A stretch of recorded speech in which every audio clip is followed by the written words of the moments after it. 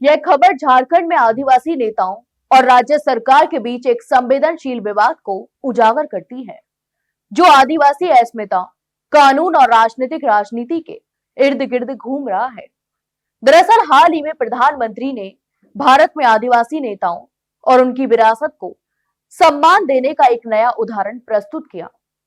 यहां तक कि उन्होंने बिरसा मुंडा के वंशजों को सम्मानित कर न केवल आदिवासी समाज की गरिमा को बढ़ाया, बल्कि पूरे देश में आदिवासी संघर्ष और उनकी पहचान को भी उजागर किया।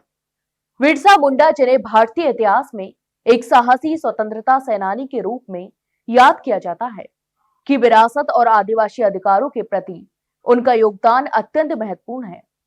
प्रधानमंत्री द्वारा उनके वंशजों को सम्मानित करना आदिवासी समाज में गर्व और नई ऊर्जा भरने वाला कदम माना जा रहा है।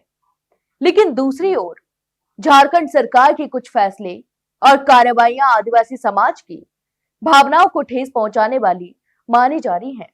मिशनरी दलालों के इशारों पर सरकार की नीति और कार्यप्रणाली को लेकर आलोचना बढ़ रही है।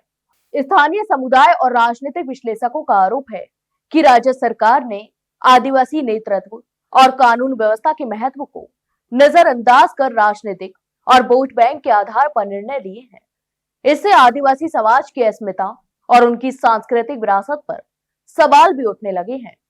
यहां तक कि सोशल मीडिया और विभिन्न मंचों पर इस विषय पर तीखी प्रतिक्रियाएं देखने को मिली।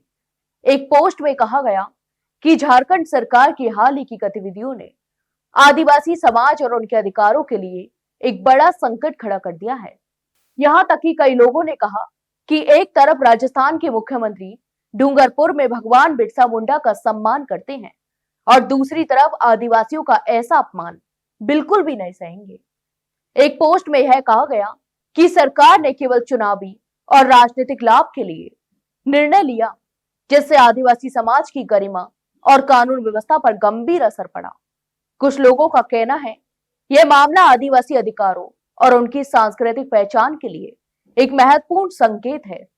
अगर सरकार ने संवेदनशीलता और समाज की भावनाओं को ध्यान में नहीं रखा, तो इससे सामाजिक असंतोष और राजनीतिक विरोध की स्थिति पैदा हो सकती है। इस विवाद से स्पष्ट होता है कि झारखंड में आदिवासी अधिकारों और उनके अस्मिता के मुद्दे पर राजनीतिक दलों और सरकार को अधिक जिम्मेदारी से काम करने की आवश्यकता है। आदिवासी नेताओं की विरासत और उनके संघर्ष को सिर्फ वोट बैंक या राजनीतिक लाभ के रूप में नहीं देखा जा सकता।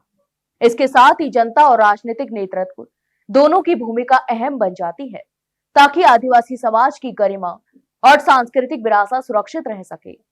इस प्रकार यह मामला आदिवासी अस्मिता, सरकार की नीतियों और राजनीतिक लालच के बीच संतुलन बनाने की चुनौती के रूप में उभर कर सामने आया है। प्रधानमंत्री के सम्मानपूर्ण कदम और राज्य सरकार की आलोचना दोनों ही दर्शाती है कि झारखंड और राजस्थान में आदिवासी मुद्दों को लेकर संवेदनशीलता और सक्रियता कितनी जरूरी है। तो आपकी इस पूरे मामले पर क्या राय है, हमें कमेंट बॉक्स में कमेंट करके जरूर बताएं। वहीं वीडियो को लाइक और शेयर जरूर करें और हाँ, चैनल को सब्सक्राइब करना ना भूलें। फिलहाल के लिए इतना ही। जल्द मिलते एक नई जानकारी के साथ, तब तक के लिए नमस्कार।